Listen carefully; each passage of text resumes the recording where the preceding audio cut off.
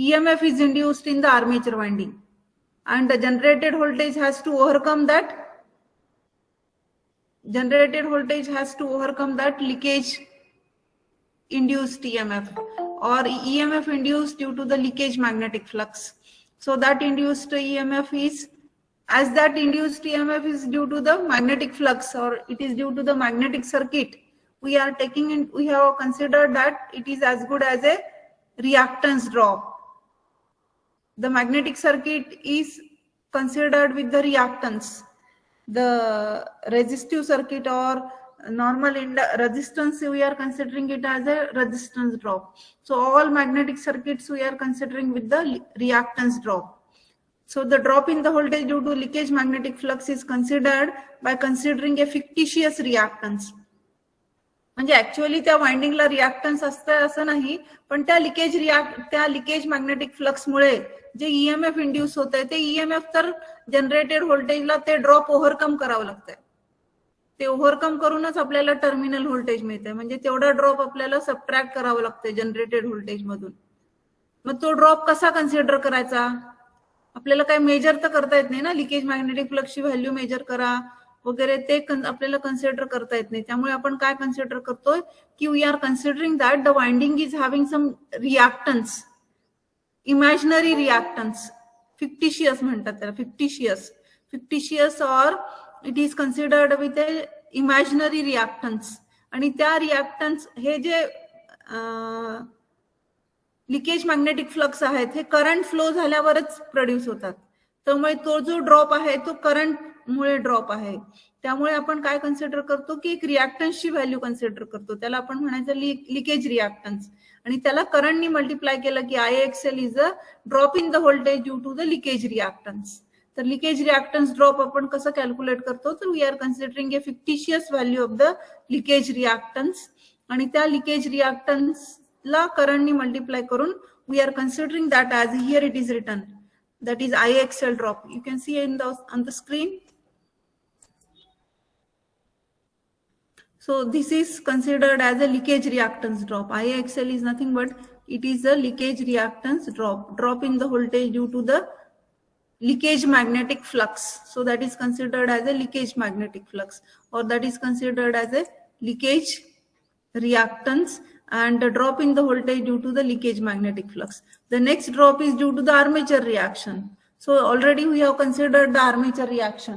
Armature reaction मुळे पण काय होतंय तर आपला टर्मिनल व्होल्टेज कमी होतो. आर्मेचर रिॲक्शन इफेक्टने ऍक्च्युअल काय होतंय जनरेटर मध्ये, तर जनरेटर जे व्होल्टेज जनरेट करतंय, जनरेटेड व्होल्टेज आणि टर्मिनल व्होल्टेज याच्यामध्ये डिफरन्स येतो.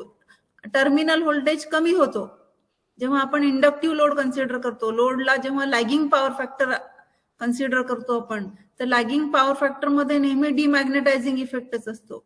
आणि त्या डिमॅग्नेटायझिंग इफेक्टमुळे काय होतं तर मॅग्नेटिक फ्लक्स, एअर गॅप मधले मॅग्नेटिक फ्लक्सची व्हॅल्यू कमी होते, जनरेटेड व्होल्टेज कमी होतं. नो लोड जनरेटेड व्होल्टेज मध्ये आर्मेचर रिॲक्शन इफेक्ट येत नाही, कारण तेव्हा करंट फ्लो होत नाही वाइंडिंग मधून, म्हणून आर्मेचर मॅग्नेटिक फ्लक्स पण तयार होत नाही. तर तो जो जनरेटेड व्होल्टेज असतो त्याची व्हॅल्यू जास्त असते. पण जेव्हा आपण जनरेटरवर लोड अप्लाय करतो आणि करंट फ्लो व्हायला लागतं तेव्हा काय होतं, आर्मेचर मॅग्नेटिक फ्लक्स क्रिएट होतात. आणि त्या आर्मेचर मॅग्नेटिक फ्लक्समुळे काय होतात की मेन मॅग्नेटिक फ्लक्सची व्हॅल्यू कमी होते, मग जनरेटेड व्होल्टेजची व्हॅल्यू पण कमी होते, मग टर्मिनल व्होल्टेजची व्हॅल्यू पण कमी होते.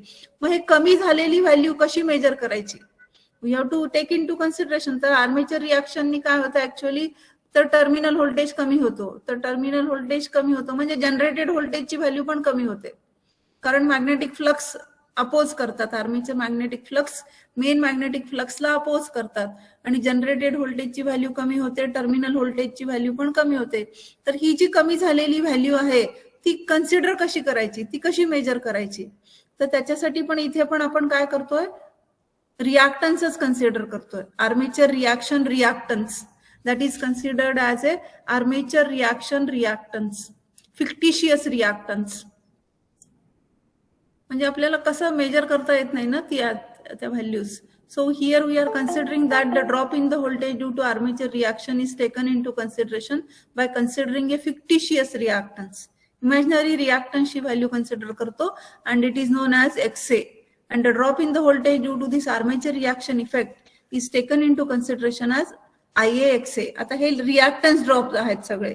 रिॲक्टन्स ड्रॉप आपण JIAXA लिहितो कारण these voltage drops are lagging behind the current by an angle of 90 degrees. त्यामुळे आपण इथे त्याला J ऑपरेटर यूज करतो. आपण R प्लस JX असं लिहितो ना, इम्पिडन्स Z लिहिताना आपण काय करतो R प्लस JX. मग ही R जी व्हॅल्यू आहे ती इन फेज व्हॅल्यू कन्सिडर करतो आणि जिथे J ऑपरेटर येत आहे JXA म्हणजे ती काय कन्सिडर करतो आपण इन क्वाड्रेचर. क्वाड्रेचर म्हणजे 90 डिग्रीला, रेझिस्टन्सच्या 90 डिग्रीवर जे व्हॅल्यू येते, जी व्हॅल्यू आपण ड्रॉ करतो किंवा जी व्हॅल्यू आपण कन्सिडर करतो त्याला आपण J लावतो, त्याला J ऑपरेटर म्हणतो आपण.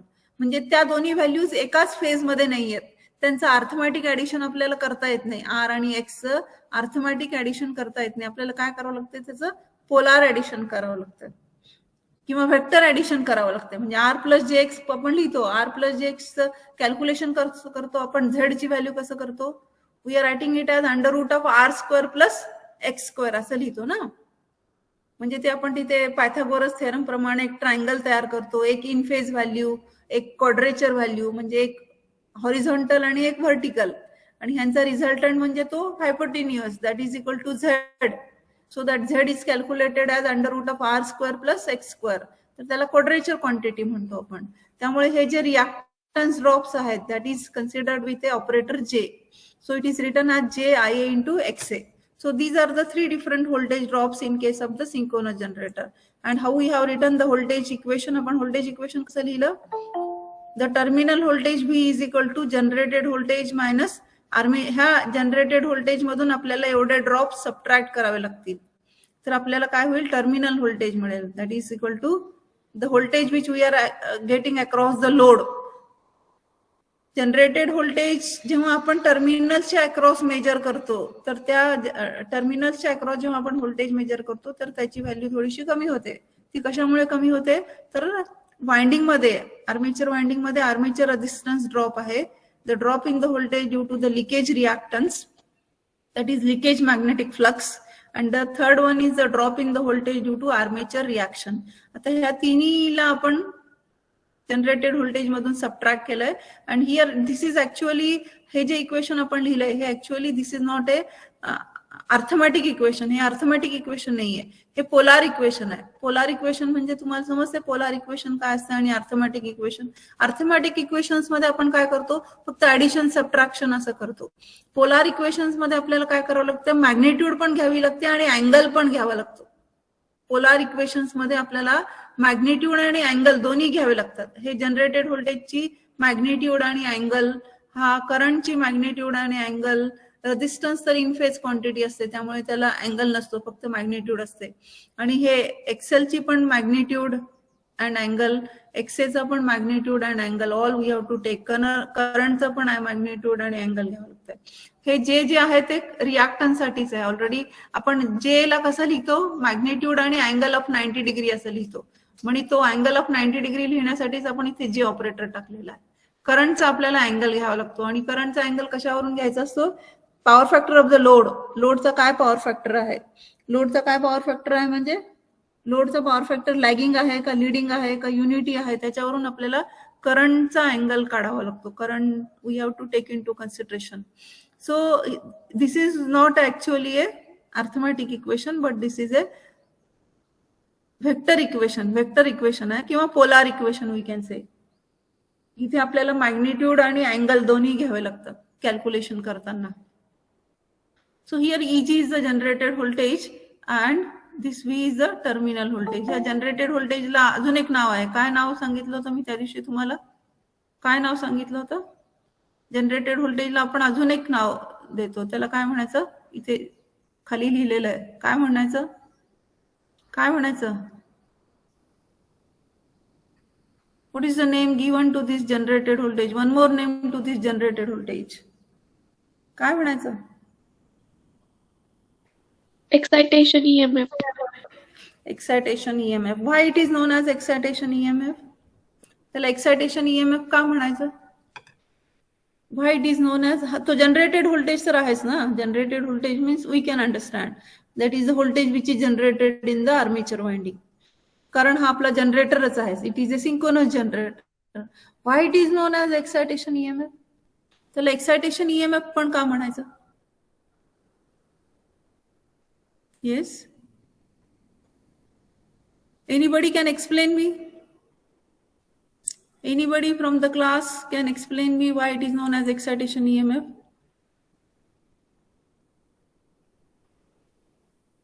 Why the strength is less? तुमची स्ट्रेंथ कमी का आहे आजच्या क्लासला? सकाळी किती होते पहिल्या क्लासला?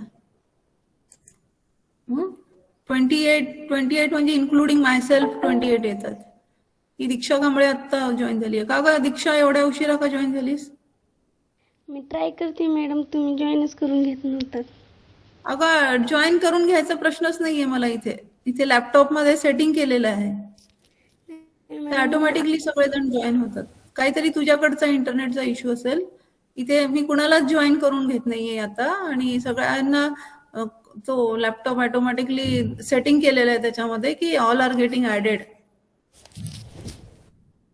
होत नव्हतं मॅडम, 11:56 पासून बघत होते. तुझ्याकडे काहीतरी इंटरनेटचा इश्यू असेल.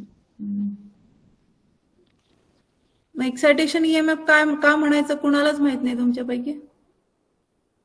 Nobody can answer me. काय करू, नावं घेऊ का तुमचे? तू सांग Poonam. Poonam, why it is known as excitation EMF? Ajinkya, Sagar, Akshata, anybody else? कुणालाच सांगता येत नाही. मी तुम्हाला एक्सप्लेन केल्या वर्गात त्याला एक्सायटेशन EMF का म्हणायचं ते. का म्हणायचं त्याला एक्सायटेशन EMF? हे जे जनरेटेड व्होल्टेज आहे ह्याचं काय इक्वेशन आहे? What is the equation? The process of generating magnetic, yes, somebody has written. What you have written? Yes, let me read. The process of generating magnetic field is called excitation. अगं आपण जे magnetic सर्किटला supply देतो, DC supply देतो, त्याला म्हणायचं excitation EMF, right? That is known as the excitation. मी तुम्हाला विचारते, ह्या जनरेटेड व्होल्टेजला पण आपण एक्सायटेशन म्हणतो, त्याला DC एक्सायटेशन म्हणतो आपण. आपण जे मॅग्नेटिक फील्डला सप्लाय देतो ना, that is known as a excitation. ती प्रोसेस आहे एक्सायटेशनची. त्याला आपल्याला मॅग्नेटाइज करावं लागतं. Magnetising, the process of magnetising it self is known as excitation. आणि त्या मॅग्नेटिक फ्लक्समुळे हे EMF इंड्यूस व्हायला लागतं ना. हे जे इंड्युस्ड EMF आहे मॅग्नेटिक फ्लक्सवर डिपेंड करत आहे. आपला जो इक्वेशन आहे ना इंड्युस्ड EMFचा, तो ते काय इक्वेशन आहे? It is, what is the equation? The equation is 4.44 phi m f into TP into KW असं आहे. त्याच्यामध्ये KW कॉन्स्टंट आहे, टर्न्स कॉन्स्टंट आहे, फ्रिक्वेन्सी पण कॉन्स्टंट असते. व्हेरिएबल टर्म काय आहे तिथे? तर फक्त मॅग्नेटिक फ्लक्स आहे. ते कशामुळे व्हेरी आहे? तर आपण फील्ड करंटची व्हॅल्यू व्हॅरी करतो, किंवा आपण जे फील्ड वाइंडिंग आहे त्याच्या अक्रॉसचा DC सप्लाय आहे त्याची व्हॅल्यू आपण कमी जास्त करू शकतो, किंवा ती व्हॅल्यू आपण व्हॅरी करतो to obtain the variation in the generated voltage. तर त्यामुळे ते जे जनरेटेड व्होल्टेज आहे that depends upon the excitation which is given to the field winding. Field वाइंडिंगला जे आपण DC एक्सायटेशन देतो त्याच्यावर ह्या जनरेटेड व्होल्टेजची व्हॅल्यू डिपेंड करते. त्यामुळे ह्या EMF ला आपण एक्सायटेशन EMF पण म्हणतो. The EMF which is generated due to the field excitation. फील्डला जेव्हा आपण DC सप्लाय देतोय, फील्ड वाइंडिंगला जेव्हा आपण DC सप्लाय देतोय त्याला म्हणतात excitation of the field winding म्हणतात त्याला. आणि त्या फील्ड वाइंडिंगच्या एक्सायटेशनमुळे हे EMF इंड्यूस झालंय. त्यामुळे this induced EMF is also known as the excitation EMF.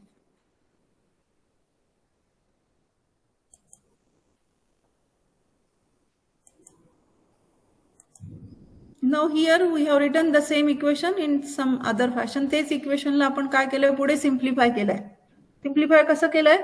तर लिकेज रिॲक्टन्स, हे लिकेज रिॲक्टन्स जे आहे, leakage reactance and armature reaction reactance, दोन्ही रिॲक्टन्सेसच आहेत ना, दोन्ही पण रिॲक्टन्सच आहेत.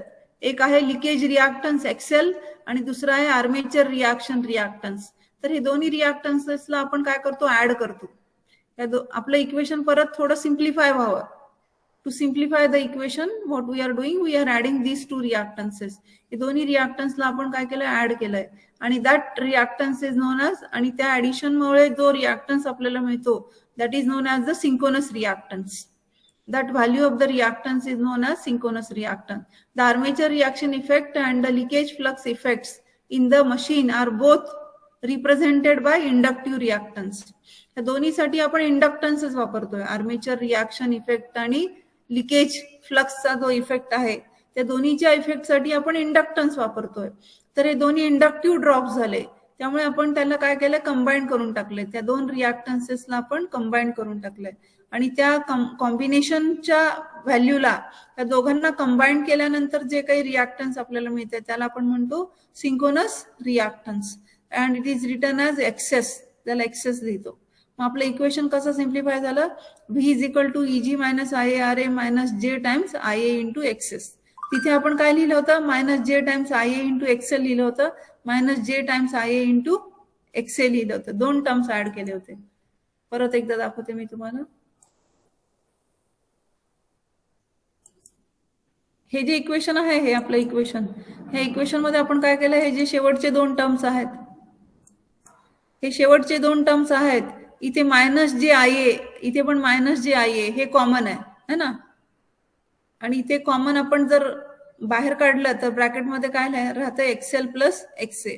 तर हे एक्सेल प्लस एक्सेला आपण काय केलं, ऍड करून टाकलंय आणि that is replaced by access, आणि त्याला आपण म्हणतो सिंक्रोनस रिॲक्टन्स. त्यामुळे आपलं इक्वेशन काय झालं, सिम्प्लिफाय झालं. It is written as V is equal to E G minus I A R A minus J times I A into access.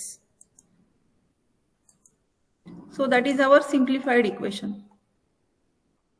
आता इथे परत आपण करंट आय ए ला कॉमन काढलंय. परत नेक्स्ट इक्वेशन मध्ये V is equal to E G minus I A ला common काढलंय. In bracket we have obtained R A plus J X S. R A plus J X S म्हणजे आर प्लस जे एक्स सारखं झालं ना, resistance plus J times the reactance. जसं आपण impedance triangle काढतो ना, इम्पिडन्स ट्रायंगल माहितीये, इम्पिडन्स ट्रायंगल मध्ये काय करतो, आर ला हॉरिझॉन्टल काढतो आणि एक्स ला व्हर्टिकल काढतो, आणि त्या दोघांना आपण काय करतो, त्या दोघांचं ऍडिशन म्हणजे आपण तो ट्रायंगल तयार करतो हायपोटेन्युअस ड्रॉ करून. त्या हायपोटेन्युअस वर झेड लिहितो, हॉरिझॉन्टल लाईनवर आर लिहितो, व्हर्टिकल लाईनवर एक्स लिहितो, आर एक्स आणि Z. That is known as the, त्याला म्हणायचं impedance triangle. That is known as the impedance triangle. तर तेच इम्पिडन्स ट्रायंगलला आपण रिप्रेझेंट करताना कसं रिप्रेझेंट करतो, R A plus J X S. म्हणजे आर ए आणि एक्स हे दोन्ही एका लाईन मध्ये नाही आहेत, त्याचं अर्थमॅटिक ऍडिशन होऊ शकत नाही. That is not getting arithmetically added. We have to make the vector addition, त्यालाच म्हणायचं व्हेक्टर ऍडिशन. आर एक व्हेक्टर आहे, एक्स एक व्हेक्टर आहे, दोन्ही राईट अँगल वर आहेत एकमेकापासून. त्यामुळे आपल्याला काय करावं लागतं, ट्रायंगल तयार करावा लागतो. आणि त्या झेडची value according to Pythagoras theorem आपण काय लिहितो, Z is equal to under root of R square plus X square. तर तेच आपण इथे काय केलंय, सिम्प्लिफाय करून टाकले. परत पुढे हे V is equal to E G minus R A plus J X S ला रिप्लेस केलंय झेडएस ने. And this Z S is known as the synchronous impedance. याला म्हणायचं सिंक्रोनस इम्पिडन्स. एक्सेसला म्हणायचं synchronous reactance. R A is the armature resistance. So this is the simplified equation. आपण हेच equation आता पुढे जास्त वापरतो. V is equal to E G minus I A into R A plus J access. किंवा हेच इक्वेशन मला जर उलट लिहायचं असेल तर मी काय लिहिणार, E G is equal to V plus I A into R A plus J X S. म्हणजे ही टर्म आपण काय करतो, इकडे लेफ्ट साइडला ट्रान्सफर करतो. So E G is equal to V plus I A R A plus J times I A into X S. और Eg is equal to V plus Ia into Zs. The Zs is known as the synchronous impedance. So this is the voltage equation for the synchronous generator. हे झालं voltage equation synchronous जनरेटरचं. आता synchronous जनरेटरला आपल्याला single लाईननी draw करायचं असते. We have to draw the equivalent circuit diagram. Equivalent circuit diagram तुम्ही ट्रान्सफॉर्मरची पाहिली आहे, तुम्ही इंडक्शन मोटरची पण इक्विव्हॅलंट सर्किट डायग्राम पाहिली ना. So similarly, we have to draw the equivalent circuit diagram for the generator, synchronous generator. तर सिंक्रोनस जनरेटरची इक्विव्हॅलंट सर्किट डायग्राम ड्रॉ करताना आपण काय करतो, इथे आपण हा सिम्बॉल यूज करतो जनरेटर म्हणून, एसी जनरेटर. हे जो सिम्बॉल हा जो सिम्बॉल आहे, this symbol is for the AC generator. Positive आणि निगेटिव्ह असं वेव्हफॉर्म दाखवतोय ना आपण, एस लेटर काढलाय असं. So that is representation of the AC. So this is AC generator. हा एसी जनरेटर आहे, म्हणजे हा सिंक्रोनस जनरेटर आहे थोडक्यात. आणि ह्या सिंक्रोनस जनरेटरचे काय काय पॅरामीटर्स आहेत, तर आर्मेचर रेझिस्टन्स आहे, लिकेज रिॲक्टन्स आहे आणि सिंक्रोनस रिॲक्टन्स आहेत. हे सगळे आपण जसं डीसी जनरेटर मध्ये पण आपण दाखवत होतो ना, एक सर्कल काढून त्याच्यावर 2 ब्रश दाखवायचो, त्याला आपण आर्मेचर म्हणायचं. पण त्या आर्मेचरचा जो रेझिस्टन्स आहे तो आपण बाहेर दाखवत होतो, त्याच्या बाहेर आपण आर्मेचर रेझिस्टन्स दाखवत होतो.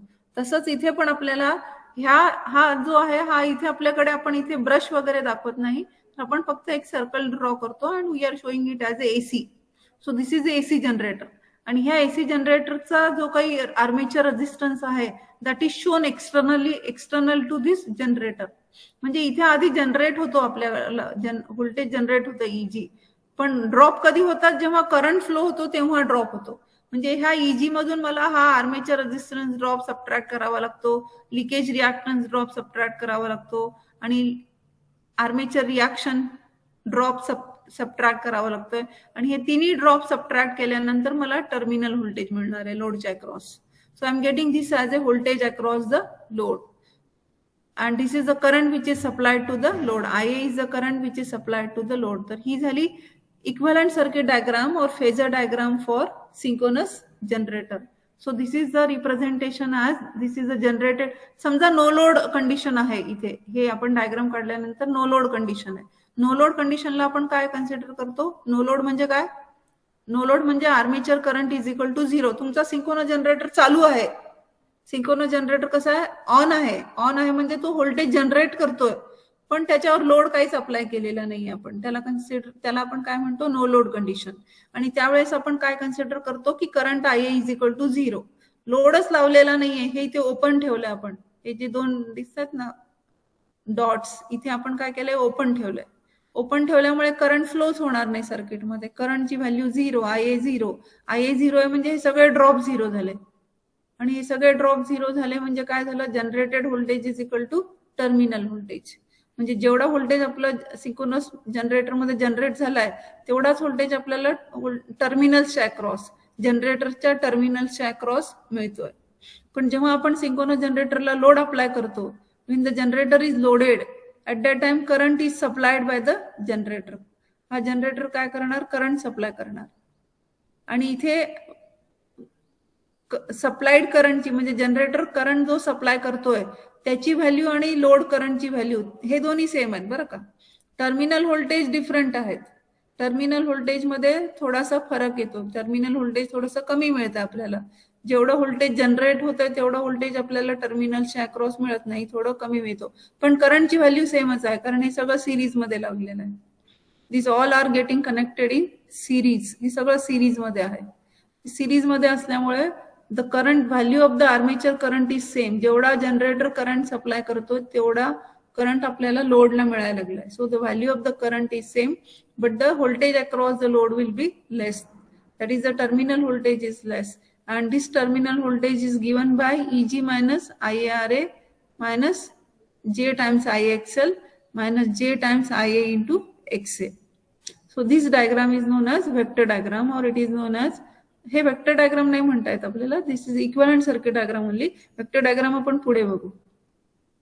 हे कन्सिडर, हे लक्षात आलं. So this is a symbol for the synchronous generator. आणि सिंक्रोनस जनरेटर मध्ये जे व्होल्टेज जनरेट होते EG, that we are showing with this generator. या जनरेटरच्या बरोबर आपल्याला हे व्होल्टेज दाखवावं लागतं. And when the current is flowing through this armature resistance of the synchronous generator, there is armature resistance drop, there is a leakage reactance drop, and there is a armature reaction drop. And when we are subtracting these 3 drops from the generated voltage, we are getting the terminal voltage of V volts. And these 3, armature resistance, leakage reactance, and the armature reaction, these all 3 parameters are drawn external to this synchronous generator. synchronous generator च्या आपण बाहेर काढतो. म्हणजे ह्याला हे तिन्ही armature resistance, XL आणि एक्सए ह्या तिन्हीला आणि हा जो सिम्बॉल आहे सिंक्रोनस जनरेटरचा, याला सगळ्यांना मिळूनच आपण सिंक्रोनस जनरेटर कन्सिडर करतो. So this combined is considered as a synchronous generator. So further we have simplified the same diagram by adding this XL plus XA. XL आणि XA हे दोन्ही रिॲक्टन्सेस आहेत आणि दोन्ही सिरीज मध्ये आहेत, त्यामुळे आपण त्यांना काय केलं, ऍड करून टाकले. That is the synchronous reactance. म्हणून आपली डायग्राम थोडी परत सिम्प्लिफाईड झाली आहे. हीच डायग्राम आपण पुढे वापरतो सगळीकडे. ही खालची डायग्राम आहे, म्हणजे XA आणि XL ला आपण सेपरेट दाखवत नाही. We are adding them and this is the synchronous reactance. So the generated voltage Eg minus IaRa minus J times Ia into Xs, that is equal to terminal voltage of V volts, which we are getting across the load. So this is the equivalent circuit diagram. This is the equivalent circuit diagram for the synchronous generator. Now we will draw the vector diagram for the synchronous generator. तुम्हाला सगळ्यांना लक्षात येत आहे? कुणाला काही doubt आहे? Anybody is having any doubt? तुम्हाला काही समजत नसेल? हा, समजतंय का नाही समजत आहे? येस, समजतंय ना? Okay. So here we have drawn the vector diagram. आता हे व्हेक्टर डायग्राम ड्रॉ करताना कसं ड्रॉ करायचं, तुम्ही काय करा, नोटबुक आणि पेन हातात घ्या आणि मी सांगते तसं तुम्ही पण माझ्या बरोबर ड्रॉ करा. मी जसं एक्सप्लेन करते तुम्हाला स्क्रीनवर बघा आणि ड्रॉ करा.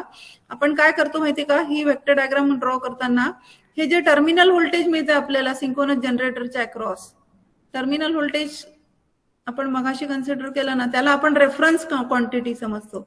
रेफरन्स क्वांटिटी, जनरेटेड व्होल्टेजला आपण रेफरन्स क्वांटिटी कन्सिडर करत नाही. ही जी डायग्राम आहे त्याच्यामध्ये हे जे जनरेटेड व्होल्टेज, हे जे टर्मिनल व्होल्टेज आहे, ह्याला आपण रेफरन्स क्वांटिटी कन्सिडर करतो. म्हणजे आपल्याला काय करावं लागतं, व्हेक्टर डायग्राम ड्रॉ करताना आपल्याला कुठून तरी चालू करावं लागतं, कुणाला तरी आपल्याला एक काय म्हणायचं रेफरन्स व्हॅल्यू घ्यावी लागते. तर ती रेफरन्स व्हॅल्यू आपण कशाला घेतो, तर ह्या टर्मिनल व्होल्टेजला घेतो. जे व्होल्टेज आपल्याला लोडच्या अक्रॉस मिळतंय ह्याला आपण रेफरन्स व्हॅल्यू घेतो. रेफरन्स व्हॅल्यू घेतो म्हणजे काय कन्सिडर करतो, ह्याची जी काय मॅग्निट्यूड आहे ती मॅग्निट्यूड आणि ह्याचा अँगल आपण 0 धरतो.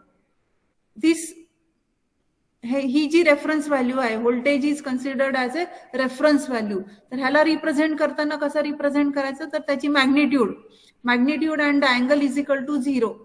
म्हणजे मॅग्निट्यूड समजा 400 व्होल्ट असेल तर 400 ऍट अन अँगल 0 असं तर आपण त्याला रिप्रेझेंट करतो, और V at an angle 0. So this quantity is considered as a reference value. आता ही क्वांटिटी आपण रेफरन्स कन्सिडर केली. आता ह्या करंटची मॅग्निट्यूड कशावर डिपेंड करते, तर लोडवर डिपेंड करते. म्हणजे किती लोड लावलाय आपण, किती लोडची काय मॅग्निट्यूड आहे त्याच्यावरून करंटची व्हॅल्यू डिपेंड करते. ऍट द सेम टाइम करंटचा जो काही अँगल आहे तो पण ह्या लोडवर डिपेंड करतो. म्हणजे कुठल्या टाईपचा लोड आहे आपला, इंडक्टिव्ह लोड आहे का, रेझिस्टिव्ह लोड आहे का, कॅपॅसिटिव्ह लोड आहे, त्याच्यावरून करंटचा अँगल डिसाइड. म्हणजे आपण काय कन्सिडर करतो, लॅगिंग पॉवर फॅक्टर म्हणतो आपण, लिडिंग पॉवर फॅक्टर म्हणतो किंवा युनिटी पॉवर फॅक्टर म्हणतो. मग त्याचा काय अर्थ होतो, लॅगिंग पॉवर फॅक्टर म्हणजे काय, what do understand by lagging power factor? Yes yes. When we connect inductive load across the circuit, then the circuit is called, means the circuit represents lagging power factor. म्हणजे त्याचा काय अर्थ काय होतो, म्हणजे inductive load is drawing a current with lagging power factor म्हणजे काय, what do understand by this? म्हणजे तुम्हाला काय लॅगिंग म्हणजे काय म्हणतो आपण, लॅगिंग क्वांटिटी म्हणजे काय? म्हणजे जेव्हा आपण व्हेक्टर्स दाखवतो की नाही, आपण 3 व्हेक्टर्स दाखवतो. मी तुम्हाला मागच्या व्हेक्टर डायग्राम मध्ये पण 3 व्हेक्टर्स दाखवले. आपण काय करतो, आर फेजला रेफरन्स घेतला तर आर ला आपण लिहितो V at an angle 0, Y ला आपण लॅगिंग म्हणतो. मग त्याला आपण रिप्रेझेंट कसं करतो, V at an angle of -120. म्हणजे जर ते व्हेक्टर्स मी अँटी क्लॉकवाईज डायरेक्शन मध्येच रोटेट करतो बरं का आपण व्हेक्टर्सला, तेव्हा आपण या व्हेक्टर्सला अँटी क्लॉकवाईज डायरेक्शन मध्ये रोटेट करू तर जो मागे पडलाय त्याला लॅगिंग म्हणायचं. जो मागे आहे, किती अँगलनी मागे आहे तर तेवढ्या अँगलनी त्याला लॅगिंग म्हणायचं. जो पुढे आहे त्या रेफरन्स वेक्टरच्या आपण एक रेफरन्स वेक्टर ड्रॉ केलाय, त्या रेफरन्स वेक्टरच्या संदर्भात आपण बाकी सगळ्यांना कन्सिडर करतो. तर त्या रेफरन्स वेक्टरच्या खाली जे काय आहेत त्यांना सगळ्यांना लॅगिंग म्हणायचं आणि त्याच्या वरती जे काय आहेत सगळेजण त्यांना म्हणायचं लिडिंग. म्हणजे आपण काय कन्सिडर करतो की हे सगळे वेक्टर्स आपण अँटी क्लॉकवाईज डायरेक्शन मध्ये रोटेट करतोय आणि जो मागे पडलाय तो लॅगिंग आहे, जो पुढे चाललाय तो लिडिंग आहे. त्यामुळे करंट इथे लॅगिंग आहे. व्होल्टेज पेक्षा करंट किती अँगलनी मागे पडलाय तर त्याला म्हणायचं लॅगिंग करंट. आणि ते कशामुळे होतंय तर इंडक्टिव्ह लोडमुळे होतंय. जेव्हा आपण इंडक्टिव्ह लोड कन्सिडर करतो, इंडक्टन्सची प्रॉपर्टी आहे. काय प्रॉपर्टी आहे इंडक्टन्सची? इंडक्टन्सची काय प्रॉपर्टी आहे? इंडक्टन्स काय करतो? अपोज करतो. म्हणजे करंटची व्हॅल्यू जेव्हा वाढायला लागली, व्होल्टेज आपण अप्लाय केलं की करंट वाढायला लागतंय. मग करंट वाढायला लागलं की इंडक्टन्स काय करतंय? त्या करंटला अपोज करतंय, त्याला वाढू देत नाही, त्याची मॅग्निट्यूड वाढू देत नाही. म्हणून तो काय करतो? डिले होतो, मग तो मागे पडतो. ही इंडक्टन्सची प्रॉपर्टी आहे. It opposes the rise in the current, it opposes the fall in the current. म्हणजे करंट जेव्हा राईज होतो तेव्हाही अपोज करतो, जेव्हा करंट फॉल व्हायला लागलो म्हणजे करंटची व्हॅल्यू जेव्हा कमी होत असते तेव्हा पण तो त्याला अपोज करतो. त्यामुळे काय होतं? इंडक्टिव्ह सर्किटमध्ये काय होतंय? Current is lagging behind the voltage. ती इंडक्टन्सची प्रॉपर्टी आहे. रेझिस्टिव्ह लोडमध्ये असं होत नाही. रेझिस्टिव्ह लोडमध्ये काय करतो? रेझिस्टन्स अपोज करत नाही. त्यामुळे voltage and current are in phase. दोन्हीची व्हॅल्यू एकदाच मॅक्झिमम होते, एकदाच झिरो होते. पण इंडक्टिव्ह लोडमुळे काय होतं की इंडक्टन्सची ही बेसिक प्रॉपर्टी आहे की it opposes the rise in the current and it also opposes the fall in the current. ते जे di/dt असतं, rate of rise of current, तर रेट ऑफ राईज ऑफ करंटला तो अपोज करतो. अपोज केल्यामुळे काय होतं? Current is lagging behind the voltage. त्यामुळे इंडक्टिव्ह लोड कन्सिडर करतो तेव्हा, तर त्यामुळे आपण काय करतो? व्होल्टेजला रेफरन्स घेतो है ना. व्ही ॲट अन अँगल 0 लिहायचं. करंट कशावर डिपेंड करतो? तर लोडच्या टाईपवर. जर समजा माझा इंडक्टिव्ह लोड असेल तर मी कसं रिप्रेझेंट करणार करंटला? करंटची मॅग्निट्यूड IA आणि त्याचा अँगल, त्या अँगलला आपण फाय लिहितो, फाय. आणि जर लॅगिंग असेल तर -फाय, लिडिंग असेल तर +फाय आणि इन फेज असेल तर 0, IA ॲट अन अँगल 0. तसं आपण त्यांना करंटला रिप्रेझेंट करतो. आणि हे RA प्लस JXS ला आपण RA प्लस JXS लिहितो. जेव्हा आपण ZS कॅल्क्युलेट करतो तर त्याच्यामध्ये ZS ची मॅग्निट्यूड येते आणि ZS चा पण अँगल येतो. तो अँगल कशावर येतो? तर रेझिस्टन्स आणि रिॲक्टन्सच्या व्हॅल्यूजवर डिपेंड करतात. तर त्या हिशोबाने आपण काय करतो की we are drawing the vector diagram. ते कन्सिडर करून आपण व्हेक्टर डायग्राम ड्रॉ करतो. तर आपण सगळ्यात आधी काय करू? लॅगिंग पॉवर फॅक्टर लोडसाठी ड्रॉ करू. we'll consider that the load is having a lagging power factor. Lagging power factor म्हणजे इंडक्टिव्ह लोड लावलाय आपण. आणि इथे आपण 0 लॅगिंग वगैरे कन्सिडर करत नाही बरं का. लॅगिंग फक्त 0.8 लॅगिंग वगैरे जे काही असेल ते, what ever may be the power factor. Power factor म्हणजेच काय असतो?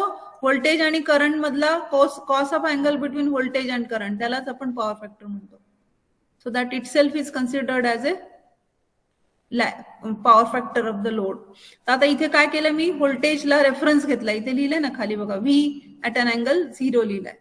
V at an angle 0. त्यामुळे ही जी माझी व्होल्टेजची जो वेक्टर आहे तो रेफरन्स वेक्टर आहे हा माझा. मग त्याला काय करायचं? आपण आधी हॉरिझॉन्टल ड्रॉ करायचा, कारण ह्याचा अँगल 0 आहे. ह्याला रेफरन्स क्वांटिटी म्हणायचं. So first of all we have to draw the voltage vector V which is a reference quantity. मग आता करंट इज लॅगिंग आहे, इथे लॅगिंग पॉवर फॅक्टर लोड आहे, त्यामुळे करंट इज लॅगिंग.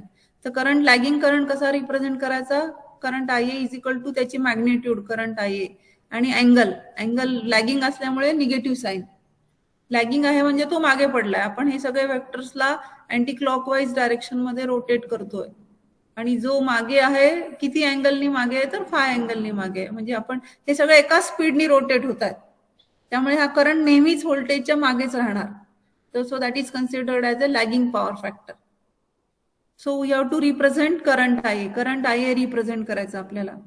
कसा रिप्रेझेंट करायचा?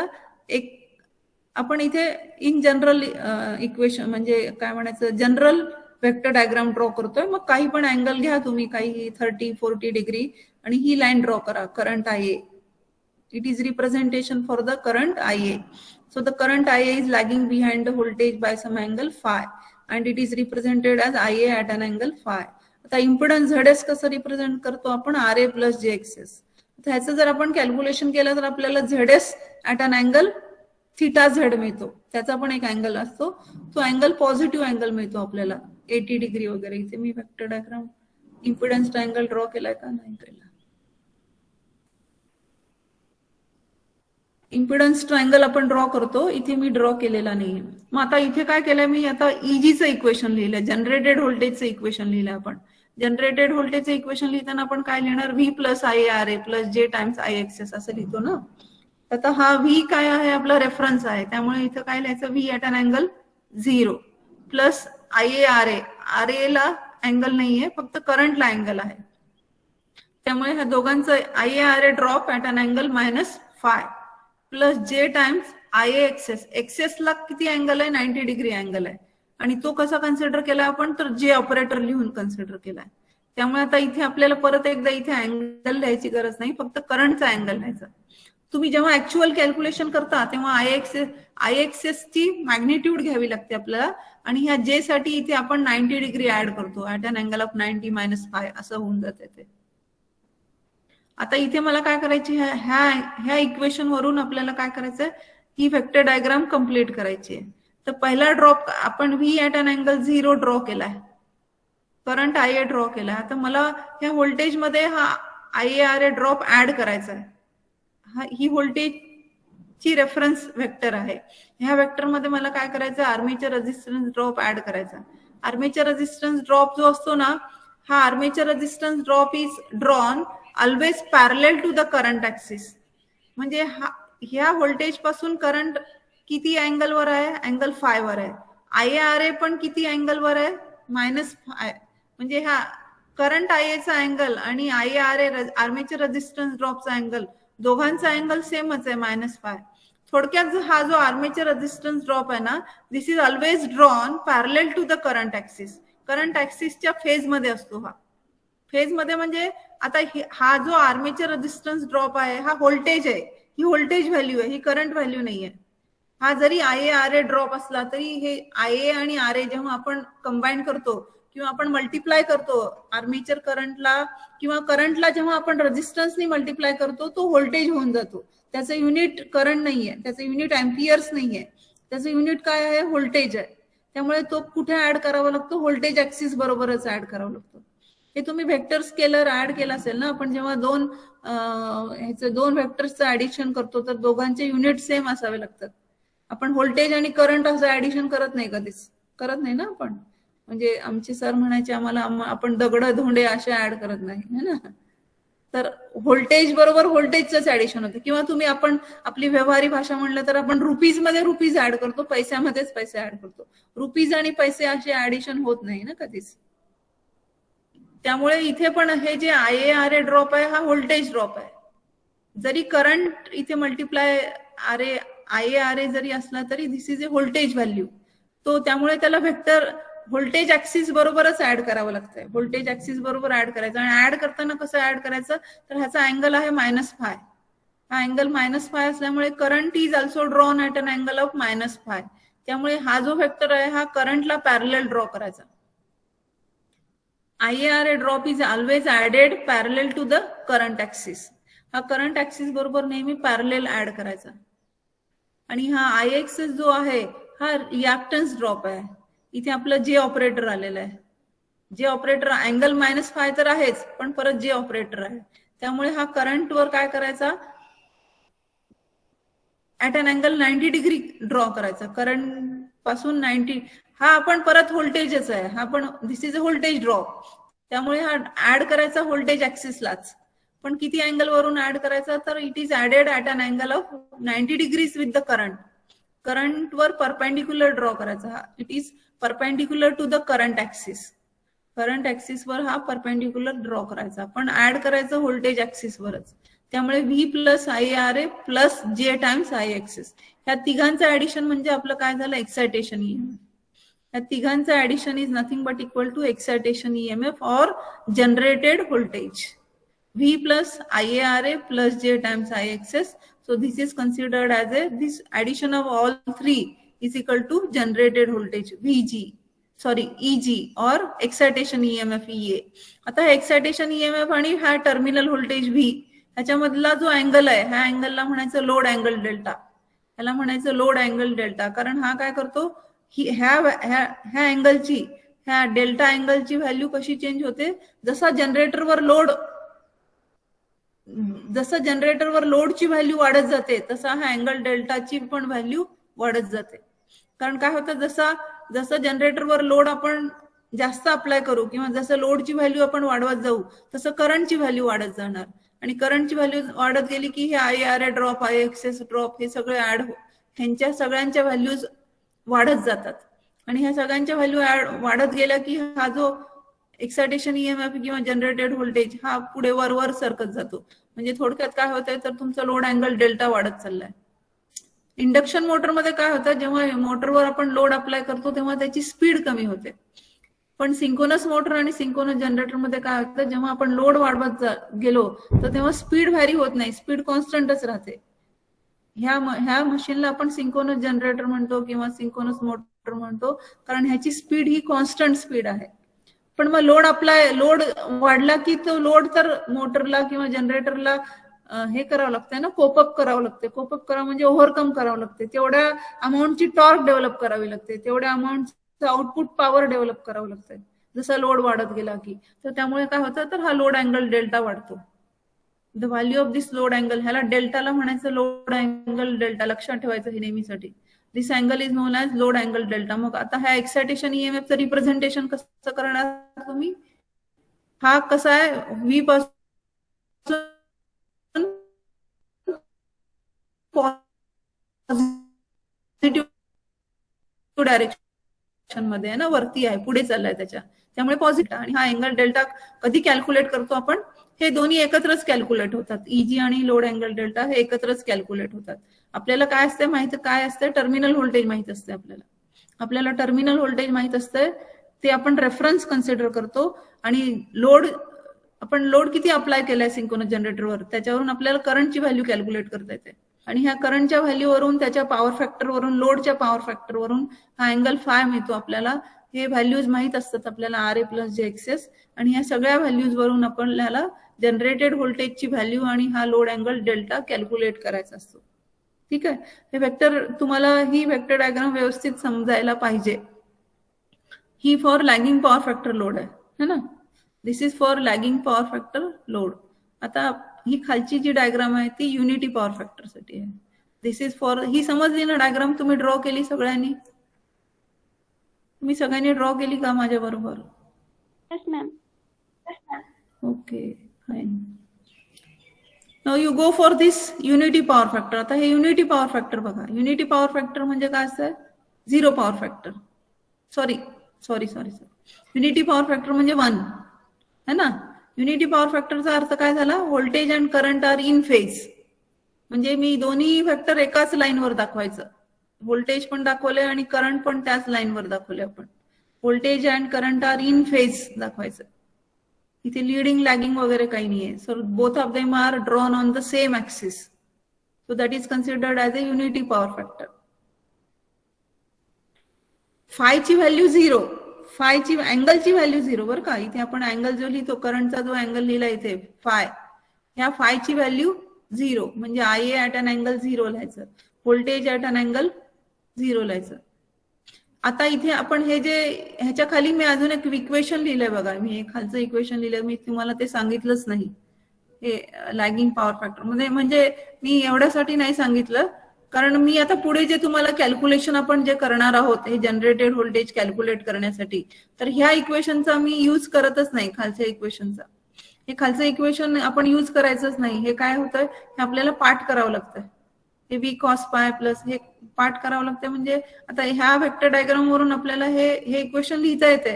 कसं लिहिणार तुम्ही ह्या इक्वेशन वरून? तर आता ही जी डायग्राम दिसते, मी इथे लिहायचं विसरून गेले. हा समजा हे O आहे, मी जिथे ॲरो लिहिलाय तिथे O आहे हा. आणि ही जी डॉटेड लाईन आली आहे ना, इथे डॉटेड लाईन दिसते तुम्हाला? ही डॉटेड लाईन दिसते. ह्या 2 डॉटेड लाईन्स ड्रॉ केल्यात बघा है ना. समजा हा जो माझा जिथे ॲरो आहे तिथं तो पॉइंट A आहे हा. हे वरचं पॉइंट B आहे, हे मधलं पॉइंट C आहे हा. तर आता हा झाला तुमचा राईट अँगल ट्रायंगल है ना. इथे मी O लिहिलंय, तुम्ही लिहून घ्या तिथे. इथे O लिहिलंय, इथे A लिहिलंय, इथे B लिहिलंय आणि इथे सी लिहिलंय. तर आपला राईट अँगल ट्रायंगल काय झाला, ओ ए बी हा राईट अँगल ट्रायंगल झाला. तर इथे मला हा हायपोटेन्युअस काढायचा असेल तर काय लिहिणार आपण, हे जे व्ही आहे ह्या व्ही ला मला इकडे घ्यावं लागेल, म्हणजे हा झाला व्ही कॉस फाय. जिथून डॉटेड लाईन मधली एक डॉटेड लाईन दिसते, मधल्या डॉटेड लाईन पर्यंत ह्या वेक्टरची व्हॅल्यू होते V cos phi plus I A R A. हा पुढचा ड्रॉप इथे आहे, पॅरलेल लाईन्स ड्रॉ केल्यात दोन, म्हणजे V cos phi plus I A R A ही हॉरिझॉन्टल लाईनची व्हॅल्यू झाली. व्हर्टिकल लाईनची व्हॅल्यू काय होईल, आता हे अपोजिट परत एक डॉटेड लाईन आहे, त्याची व्हॅल्यू काय झाली, अँगलच्या अपोजिट म्हणलं की साइन घ्यायचं. तर ह्या वेक्टर हा जो हॉरिझॉन्टल वेक्टर आहे आणि हा अँगल आहे ह्याची अपोजिट व्हॅल्यू आपण काढतोय. तर ही झाली V sine phi plus I X S whole square, म्हणजे हे horizontal line whole square plus vertical line whole square is equal to generated voltage. तर तेच लिहिलंय आपण इथे खाली. पण हे काय करावं लागतं, आपल्याला पाठ करावं लागतं. त्याच्यापेक्षा हे जे अँगल लिहितो ना आपण, V at an angle 0, I R A at an angle -phi plus J times I X S at an angle -phi, हे पोलार जे कॅल्क्युलेशन आहे ते तुमच्या कॅल्क्युलेटरवर इझिली होऊन जात आहे. तुम्हाला आता माहितीच असेल, तुम्ही रेक्टेंग्युलर पोलार कॅल्क्युलेशन करतच असताल ना. फक्त मॅग्निट्यूड लिहायची आणि अँगल टाकायचे. लॅगिंग असेल तर -फाय लिहायचं, लिडिंग असेल तर +फाय लिहायचं आणि युनिटी पॉवर फॅक्टर असेल तर अँगल 0 लिहायचा. हेच इक्वेशन सगळीकडे वापरायचं, म्हणजे आपल्याला काही वेगळं इक्वेशन कधीच पाठ करावं लागत नाही है ना. त्यामुळे मी हे तुमचं खालचं सांगायचं राहून गेलं. आता हे खालचं बघा, हे युनिटी पॉवर फॅक्टर आहे. युनिटी पॉवर फॅक्टर मध्ये व्होल्टेज आणि करंट एकाच ऍक्सिसवर ड्रॉ करायचं, कारण voltage and current are in phase. मग पहिला ड्रॉप काय आहे आपला, आय आर ए ड्रॉप. मग परत V at an angle 0 plus I R A at an angle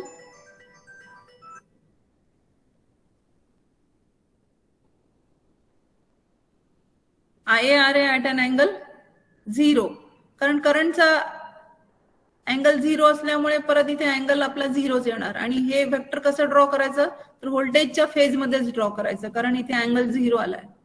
त्यामुळे व्होल्टेज ऍक्सिसवर पुढे आपण एक आय आर ए ची ड्रॉपची व्हॅल्यू कमी असते, व्होल्टेजच्या व्हॅल्यूपेक्षा नेहमी कमीच असते.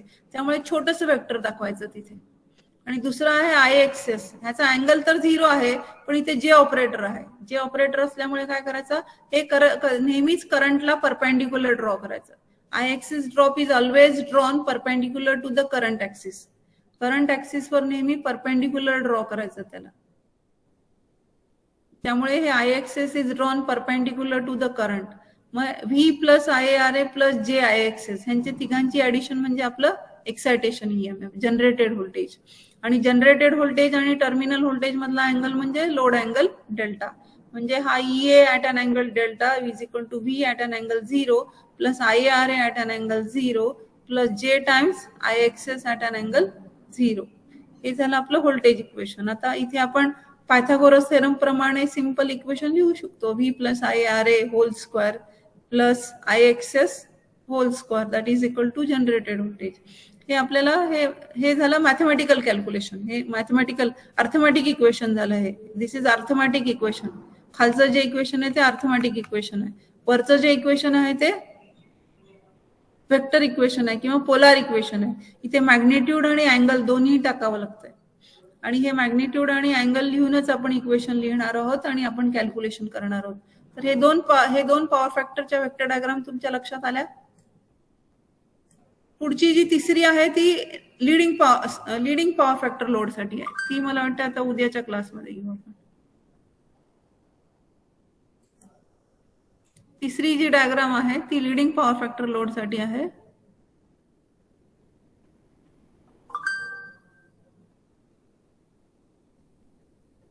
तिसरी जी डायग्राम आहे ती लिडिंग पॉवर फॅक्टर लोड साठी आहे, ती आपण उद्याच्या क्लासमध्ये बघू.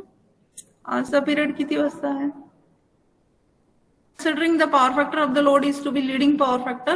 Leading power factor means we are considering that the current is leading the voltage. आता ही तुम्हाला सगळी डायग्राम पूर्ण ऍट अ टाइम दिसते ना, ही पूर्ण डायग्राम तुम्हाला ऍट अ टाइम दिसते, त्यामुळे तुम्हाला लवकर लक्षात येत नाही. पण तुम्ही काय करायचं, सगळ्यात आधी तुम्ही नोटबुक घेतली आहे ना हातात, ही हॉरिझॉन्टल लाईन ड्रॉ करा.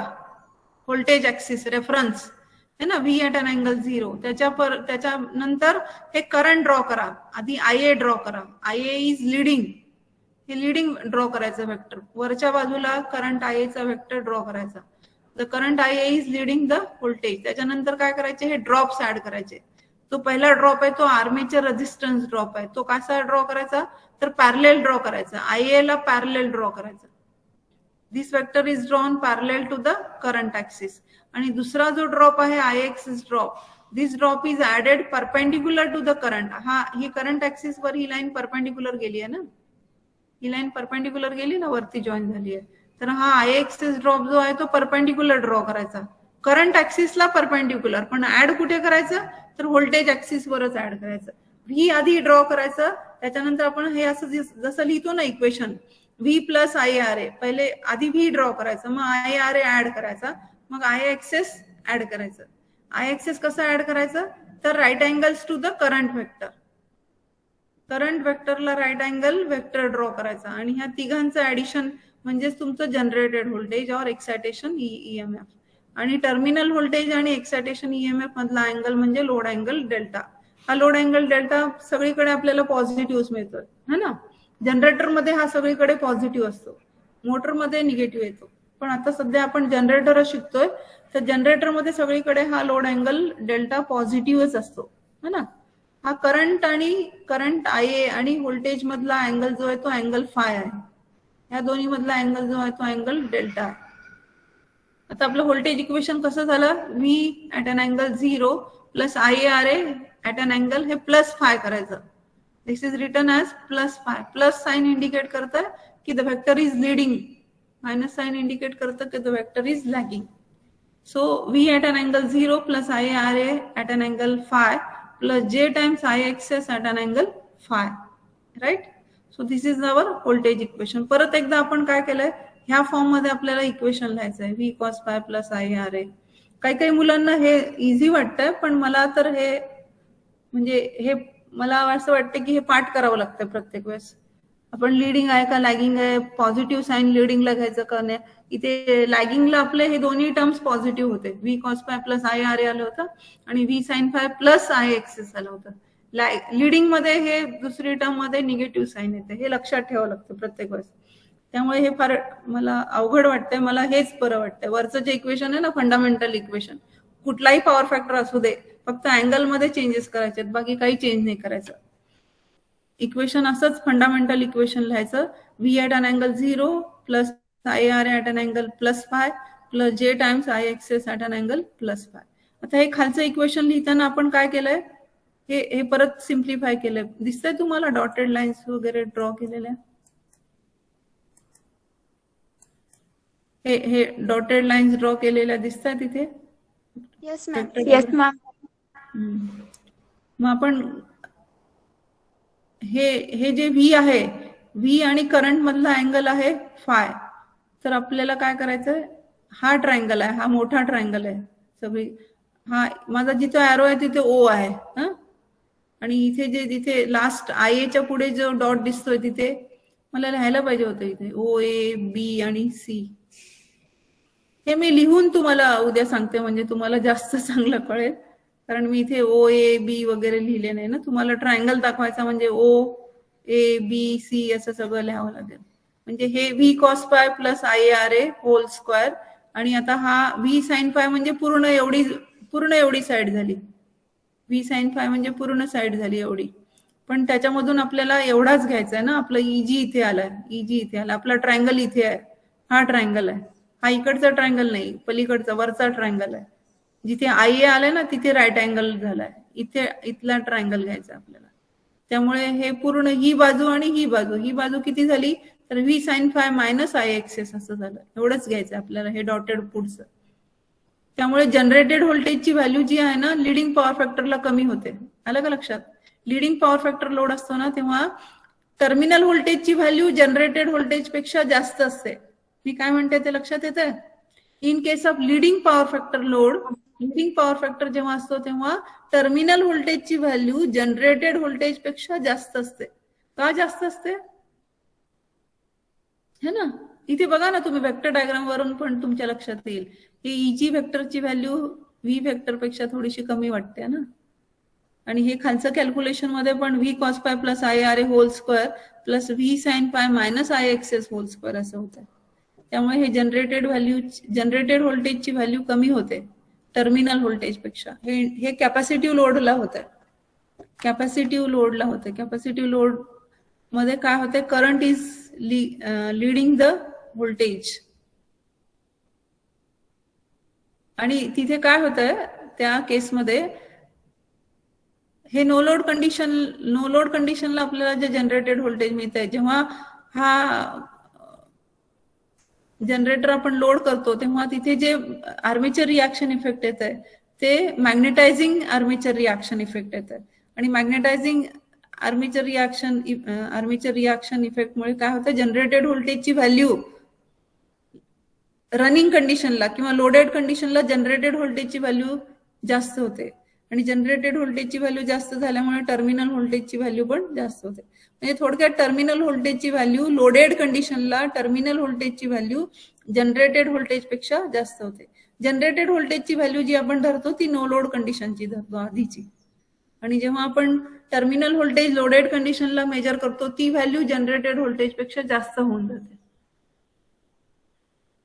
So that is the effect in case of this capacitive load म्हणजे लीडिंग पॉवर फॅक्टर लोडला. लीडिंग पॉवर फॅक्टर लोडला EG ची व्हॅल्यू व्ही पेक्षा कमी होते. आपण जेव्हा कॅल्क्युलेशन करू तेव्हा तुम्हाला लक्षात येईल.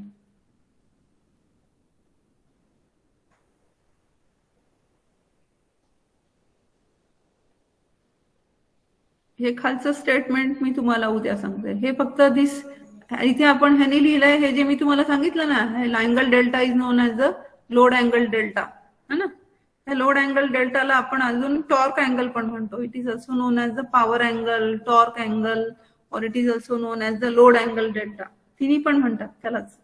दिस load angle delta itself is known as the power angle or it is also known as the torque angle. कारण ह्या जनरेटरच्या लोडवर ह्याची व्हॅल्यू डिपेंड करते. जसा लोडची व्हॅल्यू वाढत जाते तसा हा लोड अँगल डेल्टाची व्हॅल्यू पण वाढत जाते. So this load angle delta is also known as the power angle or it is also known as the torque angle. Right. So आता ह्याच्या पुढचं जे कॅल्क्युलेशन आहे ऍक्च्युअल आपण ह्या वेक्टर्स वरून आपल्याला जे कॅल्क्युलेशन करायचं आहे that will do in the tomorrow's class. And so tomorrow you join the class with your calculators and all these things, right? I think tomorrow is holiday. आपला class पुढे काय पुढच्या आठवड्यातच होईल. या आठवड्यात क्लासच होणार नाही ना.